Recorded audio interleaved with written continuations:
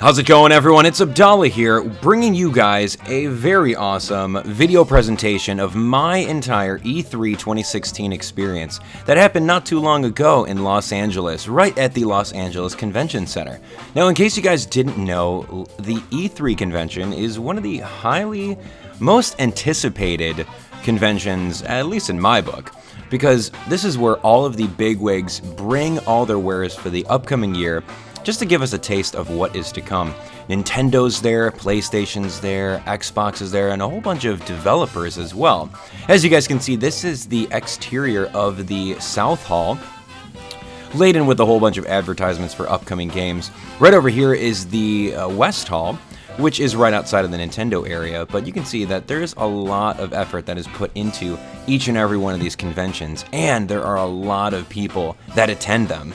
I think that they said there was something upwards of like 70,000 plus attendees. But anyway, once I got my very cool badge over here, Expo Pro, as you guys can see, right jumping on the inside, this is what the lobby looks like. You got some banners. There was a pretty cool presentation about Tekken 7, which is a pretty cool game. Unfortunately, it's not for Wii U, but Tekken 7 looked really, really good. And Akuma from Street Fighter actually made it into the roster over there. And I was lucky enough to actually play the game for a good amount of time.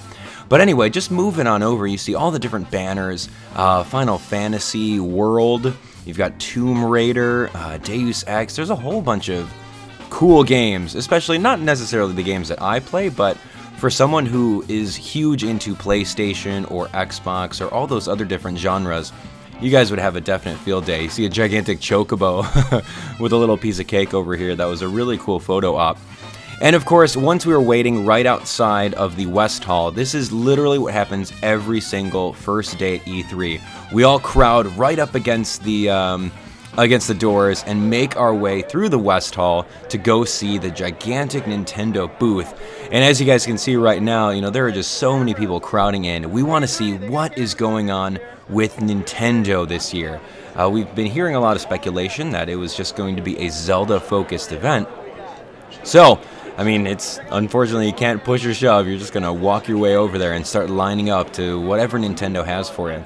It's great because Atlas is right next door, so a lot of fans of the Persona series. There's a new game called Persona 5 that was over there. We can see a glimpse of the Treehouse presentation from right over here as well, which is really awesome. And that's what's cool about Nintendo during all their events is they do live streaming of different games with the developers, and they play them for everyone at home that are not lucky enough to head over to the media-only E3 trade show. So as you guys can see, I'm pretty much coming across right over here to the E3 Treehouse. We see Zelda, Breath of the Wild. Earlier on in that day, I was watching the Treehouse presentation, or at least the reveal trailer of the game. So just seeing it was really fun. And as you guys can see right over here, we got Reggie Fils-Aimé, president of Nintendo of America, just kind of hanging out in his white shirt. Right next to JC over there. So that was really cool that I got to see Reggie just straight off the bat. And you can see Bill Trinan all the way in the back getting ready as well. So this is even more footage of Zelda Breath of the Wild Treehouse presentation. A lot of you guys have seen it on Nintendo's main channel page, which was super fun, especially to go through and watch what exactly they're talking about. So you've got Shigeru Miyamoto and you've got Bill Trinan right over there as well, just talking about the game, laughing it up, giving all of the audience members a taste of what this game is all about. Now, if you guys have not seen any trailers for it, it is pretty awesome. It is going to be a open world Zelda game that's going to be so breathtaking, and we were just ready to play it. So there's a lot of people lining up in and around the Zelda exhibit. We have no idea what is exactly inside it, but as you guys can see right over here, as I'm walking away from the Treehouse presentation, everyone is lined up on the sides. There were two lines actually. This line over here on the side over here was for people who wanted to play. Of course, the play line went all the way around here. And of course, you were given a ticket if you were able to play. And then there is also a separate line that if you want to go in and watch. So that's pretty cool. This back area is typically Nintendo's corporate area, which is cool. I had an appointment on Thursday to go into the corporate area, which was great. And you'll see that a little bit later, but this is their corporate area, international affairs. And then as you guys can see, this is the viewing line right over here. So not necessarily playing the demo, but the line for all the people that want to just go in there and like watch. And I don't blame them, because the line for playing the demos was super long. And as you guys can see right over here, this is pretty much the amiibo stand area. They had some pretty cool Guardian stuff. And right outside, there was the glass case of all the upcoming amiibo. There was a Zelda amiibo and the Mario amiibo. As you guys can see right over here, there's the Archer amiibo for Link. You've got a Guardian amiibo, and in the background, there was some like stages of development for the Wolf Link and Midna amiibo, which was really cool. So there's your Guardian, and then here's your Rider Link amiibo. I can't wait to find out what type of functionality will these amiibos present within The Legend of Zelda Breath of the Wild. Oh man, just looking at all these different molds of Wolf Link looked really cool, and I'm glad that they incorporated something like that. And of course, there was a very cool presentation going, because if you tap in the Wolf Link amiibo, you can actually get Wolf Link within the game, and Wolf Link actually attacks enemies for you. He's a pretty good companion too. Now, if you take a look at the Guardian amiibo, it's got these little plastic limbs, and the plastic limbs are actually bendable. They're kind of articulating. So I can't wait to see what kind of package that gigantic Guardian amiibo is going to be in. That is going to look so cool. I can't wait until pre-orders come for those, because I am going to be excited. I'm going to get all of them. It's going to be great. And I can't wait to tap them in to see what they do. So yeah, let me know in the comments what you think they'll do. Of course, we have the Super Mario series amiibo. Daisy got an amiibo, Donkey Kong, Diddy, Boo, and Waluigi. I think a new Wario too. So and a Rosalina. Yeah, a lot of good ones. But anyway, once you went inside, there is a very cool Legend of Zelda presentation for everyone to view. So I'm going to let you guys watch that.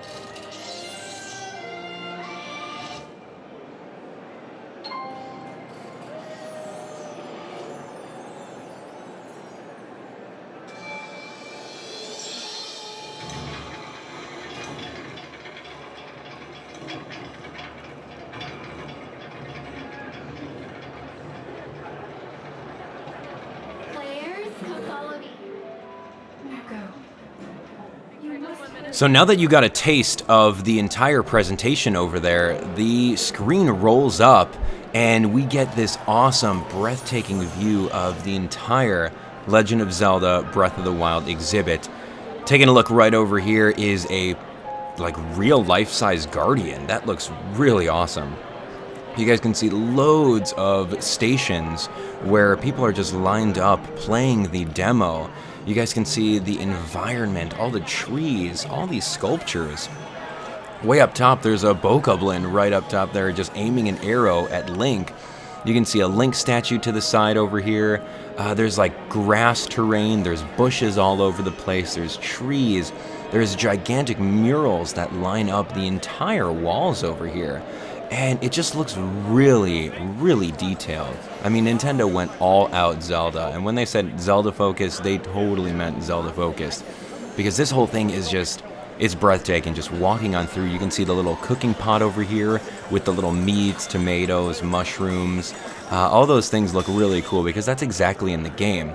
You can see Link lining up that arrow shot right to the Guardian's eye, as we've seen in the trailer many times. And of course, a very cool logo right up top over there. There's that enemy just aiming an arrow right at Link. And as you guys can see, this little area is kind of like a broken down castle kind of themed. And you can see that the floor is made out of a tile. It kind of transitions from grass to that tile, so it gives you that perspective. Now, taking a look over here, I was chatting with some people, and they were saying that there was over 140 different TVs and different stations that people can go through and play the game, which is so good. So when you think about it, a lot of people got a chance to play the game rather than just watching a trailer the entire time like a lot of developers did. So this is super awesome. You guys can see the trees, all the crates and everything like that. There was another real-life bokoblin that people were taking a picture of. This guy's knocking on the TNT barrel over there. A lot of Nintendo reps just ready to answer any kind of questions for you. And it was just overall a very, very awesome experience, just absorbing it all in. It was too cool, just like talking to everyone, sharing the love for Zelda. Really, really fun. And what was really cool is that when you were on one of the stations, you got to wear a pair of headphones so that you can experience the sound for yourself without the loud noise of everything else. Now, there's also a lot of ambient music that's playing. There is a lot of sound effects. I was talking to Doug Bowser of Nintendo America, and he was saying that underneath the grass, there were actually a couple switches that people can step on that would activate certain sound effects within the exhibit. Like nearby, if you stepped on a switch, you would allow the pot with all the vegetables and everything like that to boil up and down. So we were looking for that switch. There was also a switch that made the sound of the bokoblin horn, along with the sound of some birds chirping too. So that was really cool that they incorporated that. And just looking at it, it was just so much detail. Doug Bowser was telling me that it took a couple months for them to pretty much make all these things, all the pillars, all the entire set took a couple months to make, and I don't blame it, because I mean, whenever they said that they were going to focus on this, they hit this out of the ballpark. The environment was so good, and the clearly amount of detail, the amount of TVs and stations that people can play was really, really well thought out of. And you guys can see the meat, the vegetables. So someone hit a switch, and then those items were going up and down. You guys can see this really cool Link that a lot of people were taking a picture of, just aiming that arrow right at the Guardian. And then we saw that exit area where you can go through anyway. So yeah, just really fun just taking a look at it. All the way up top over there was a VIP room. I showed that a little bit. We'll get into that a little bit later. But anyway, there's a quick picture of the Breath of the Wild logo. There's another picture of the Guardian, which looked really good. The bokoblin up top, and of course the demo screen. So now this is my gameplay footage of going through for the very first time and playing this game. So as you can see right off the bat, this is really cool because Link has a stamina wheel, and what happens with the stamina wheel is that you use stamina whenever you do certain attacks or if you run, and I was testing that out with the spin attack. So I was able to grab a very cool looking torch, and changing the weaponry, you'd use the D-pad along with the right control stick in order to choose your weapons. Now, I grabbed a torch, I was able to light it over here, and of course, I noticed these other items over here. So I got a bundle of 10 arrows, and then I've got a traveler's bow. So now that I've got the bow, that was pretty cool. So now I went over to a dungeon, or a shrine they like to call it, and Link's got this ability called Magnesis, which allows us to grab any kind of gigantic metal item with this magnet and just move it all over the place with the power of the Magnesis. So with this, I was just taken aback by how cool this was. So I moved that out of the way and just opened up a new path. And then, of course, once you do Magnesis, if there's anything yellow, you can see that it's going to be grabbable. So I grabbed this out of the wall and pretty much paved the path for Link to keep on going. Now, what's really interesting about Link in this game is that usually whenever there's a rock like this, you would run up towards it. But if you press the X button, or I think it's the Y button, you can actually have Link jump, which is super awesome. So Link has a physical jump button this time around, which is very cool. And it's going to take some getting used to, pressing the jump button. But anyway, I was able to grab an ancient screw and go from there. So right outside the shrine, I was taking a look in the water over here, and it looked like there was some treasure chest, which was so cool. I was so excited for this. So I run up to it, see what's inside the treasure chest, pop it open, and of course, you get some amber, which is going to be material that you can use or sell. Now, of course, there's a plank over here, and I'll show you what this plank does a little bit later in my presentation. So I'm not really sure at the time what this plank does. It looked like some sort of door. Had no idea. I'm like, whatever. Let's just put this aside. There's another treasure chest in there, and we can go through and grab that treasure chest instead, because I want to find out what's going to be inside here. Is it going to be a heart piece? Is it going to be a new weapon? I don't even know, but just using the Magnesis to pull things out of the water was just something so new to me, and I was just really, really, really excited for it. So we got some more opal. Over here, I guess I wanted to jump off the tower and see if I could make it in the lake over there. But of course, I kind of tripped up, so I wasn't able to do so. And what's cool about game overs is that they restart you from the last autosave, so not that big of a deal. So once I was done playing through the demos, I got 2 stamps on my card over here. The back of the card had some times in which we were able to play the demo. But once I did that, they were able to give us a cool Zelda shirt with a limited edition Zelda coin. I took a picture next to this cool treasure chest in real life. Of course, I got the awesome Zelda and yeah, the Link picture over there. And I met my friends over at Zelda Universe. Every single one of them, helped them out. We got a good picture, and it was very fun saying hi to those guys. Now, of course, while I was in the exhibit, none other than the representatives from Level 5 came up to me, and they recognized me, and they said, "Hey, are you Abdallah?" And I'm like, "Yeah, I am." And then I noticed their badges at Level 5, and I was really taken aback, because Level 5 is everything Yokai Watch. A lot of you guys are Yokai Watch fans. So I went over there, and they said, "Hey, would you like to take a picture with Hino-san?" And I'm like, yes, I would love to. So I got a picture with Akihiro Hino. He is the president, CEO of Level 5, which was so cool. It was, oh my god, it was a very cool photo op. So we exchanged cards, and we'll be in contact with them. So I went up top to the VIP area, and I got another opportunity to go through and play the game again. Now this time it was a little bit more guided, and I do want to give shout outs to the rep, as he spent at least 10 hours with the game. So he was telling me where all the different sites were within the Zelda Breath of the Wild game, so that was super cool. This is me just launching some bomb arrows. I was really excited that the bomb arrows made it back, so it's all gyro. I was just launching them, and it was really fun because there's a lot of hidden things within the demos. Right over here, he was showing me that there was not necessarily an Easter egg, but a little secret if you were to jump over here, and there was a little Korok from a previous Legend of Zelda iteration. So that's very cool that the Koroks are also incorporated into the game. So apparently they're hidden all throughout the open world, and they give you seeds whenever you find them. So go through and explore them.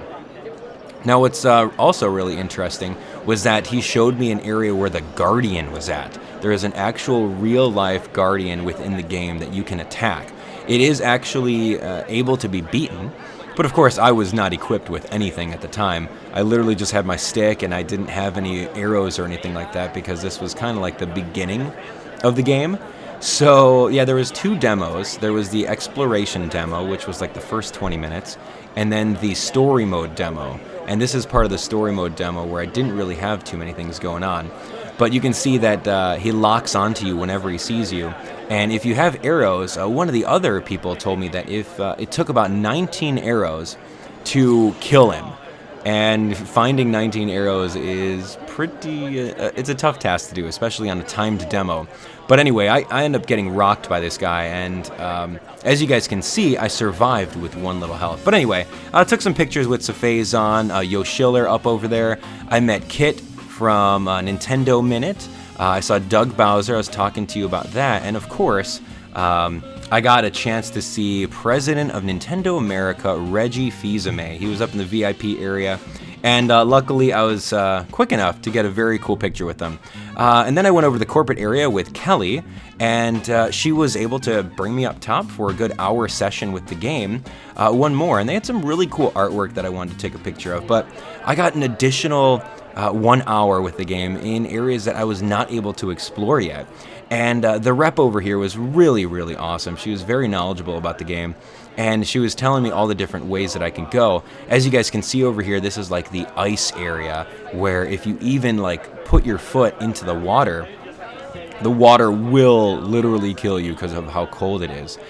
So you're going to have to put on your green tunic or your slight green tunic and, you know, keep yourself a little bit warmer. Because if you're not wearing that, then your hearts will go down. So she showed me where the Korok leaf was, and she showed me exactly which tree to cut down in order to make my way over to this very cool little raft. Because there's a bunch of cool items on the other side. So yeah, I was just going through using the Korok leaf to pretty much blow this raft all the way over there. And that is just so awesome because it's so open world that how would you even know to do that? How would you even know to find this Korok leaf or what to do with it? But anyway, we're just going to keep on going over here because there are, as you can see, all the way up top over there, on top of that mountain, there's a little shrine, and that's what we were aiming for. We were aiming to go get that shrine. So we're going to jump off over here, and there's a white choo-choo over here. So we're going to shoot this thing down, boom, and I guess if you get too close to it, it'll blow up and freeze you. Now right over here, there was a little treasure chest area where you can find a bunch of fire arrows. So I wanted to use the fire arrows and just destroy these things. Although it was kind of a waste of the 5 fire arrows, but it still looked really awesome. I was able to kill both of those with one of them. I just literally wanted to see what it looked like. So once we went over to the shrine, Link's Sheikah Stone was upgraded to get Cryonis. Now Cryonis is kind of like Magnesis, but in this one, it's kind of like the Water Rod in certain Zelda iterations, but you can pretty much freeze any kind of water and give yourself a platform to move up on. So that was the very first little puzzle over there. The second puzzle was with this gate, and I kind of stumbled across it on accident, but I just went like this and I raised up the gate with the ice, which was super cool.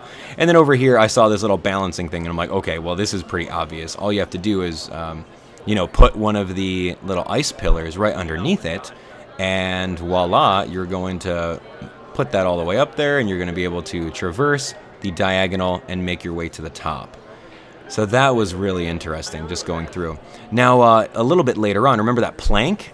We went right back over here to the tar pits, and I placed the plank down, and with this plank, I was able to crawl across it so I didn't fall up onto it, and come across these 2 treasures. Now, had I known that I would have to walk the plank all the way over to this tar pit area, I would have done it at the very beginning. But anyway, this is where we also get fire arrows, and right next door, we get a matching set of arrows, but at the same time, they are the ice arrows, and that's what I was really looking forward to. So the ice arrows are always one of my favorite staples in the Zelda series. I just found this Bokoblin camp over here, and I was just launching some ice arrows. And what was really cool is that there was a boar running around, and the Bokoblin was actually hunting it. So they each have their own little personalities within the game.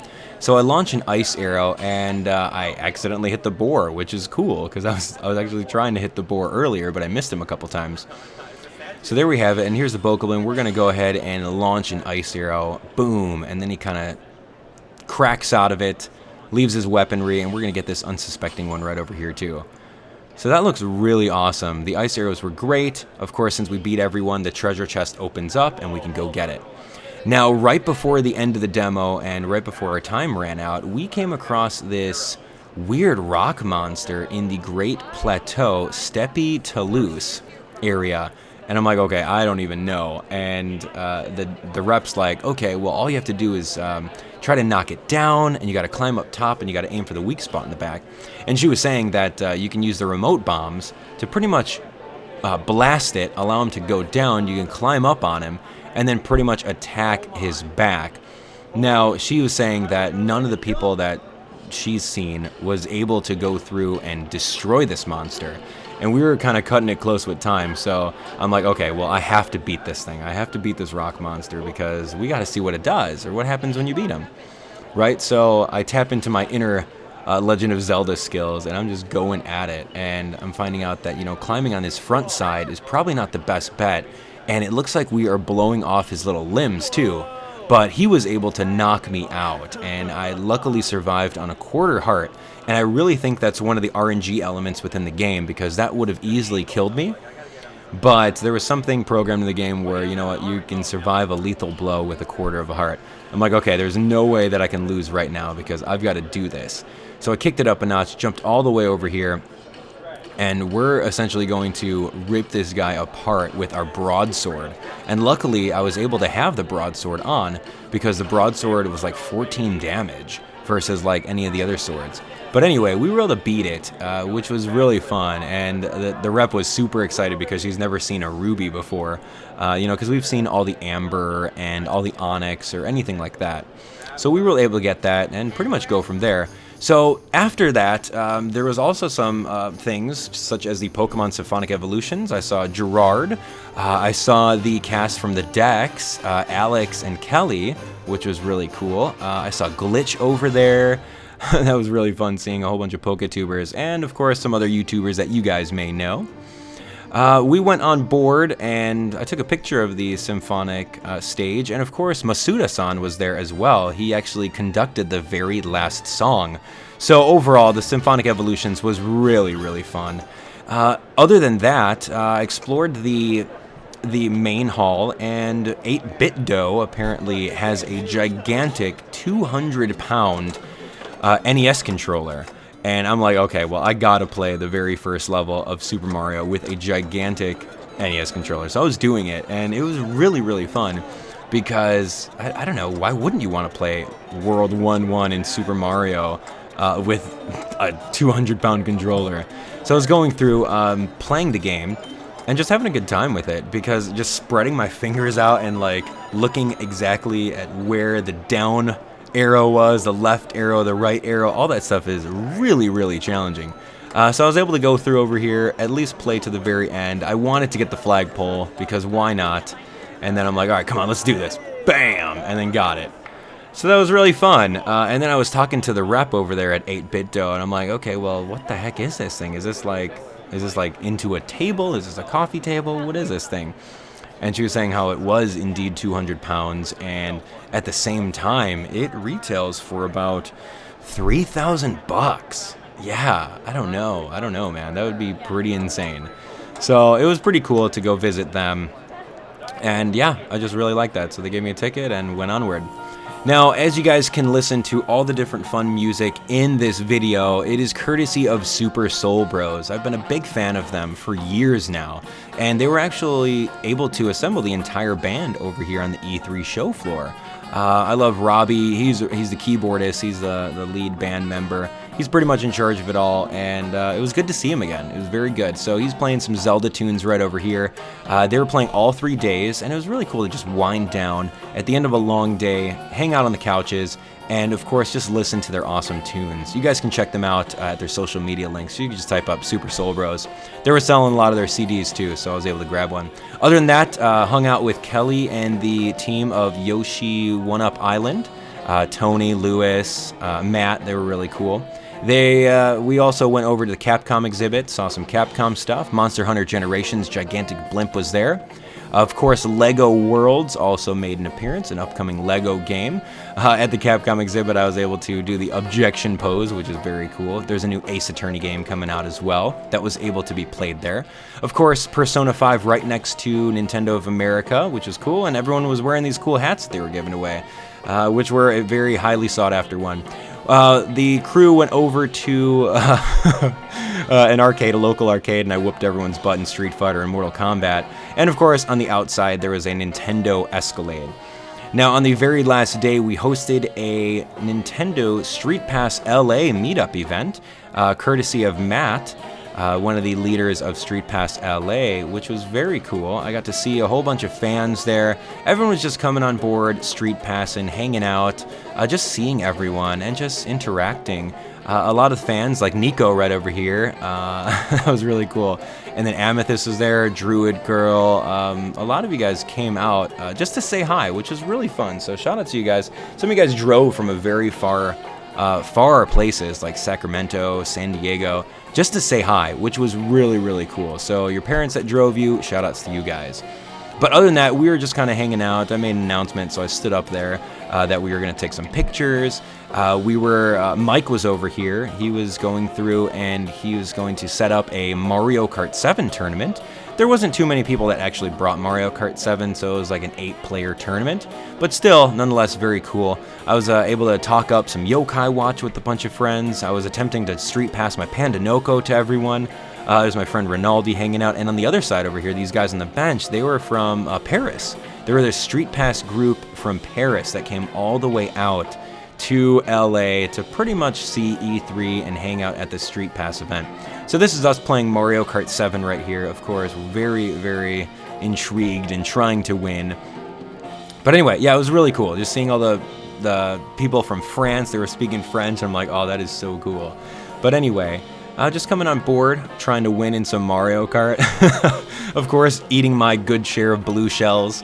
Oh man, it has been very fun. So Mario Kart 7's my jam. You guys all know that. But anyway, this is the picture that we took of everyone that came out and showing our cool 3DSs. We took a funny picture as well. So very good. And of course, these were the contestants in the Mario Kart 7 tournament. I ended up winning first place. And of course, we played Mario Kart DS with the guys from France. But other than that, the game was really cool. I loved seeing everyone out there. E3 was a great experience this year. I loved all the Zelda. I can't wait to show you guys all my Zelda footage. So by all means, make sure that you guys are subscribed so that you guys can see everything that I experienced, raw, uncut footage. It's going to be really cool. But other than that, you know, I want to say shout outs to Super Soul Bros for their music. Shout outs to One Up Island, everyone. Everyone that I met over there, you guys are great, so I couldn't have done it without you. And of course, shout outs to Nintendo for having such a great show. I love the fact that Nintendo had so many different TVs for everyone to come and experience the new Zelda, which is going to be coming out a little bit later on. So you guys can count on me going through and playing the game once it comes out. So if you guys did enjoy my E3 experience over here, definitely give the video a thumbs up. There was a lot of work involved with, you know, recording all this footage and just showing it off to you guys because that's what I wanted to do. I wanted to give you guys a taste of what I experienced over there. Although it's not the full taste, it's still something. So hopefully one day you guys can come on board to E3 in the future and experience it for yourself. But other than that, guys, thank you so much for watching, and we'll talk to you guys on the next video. Thanks for subscribing. Thanks for clicking on that like button. We'll see you later.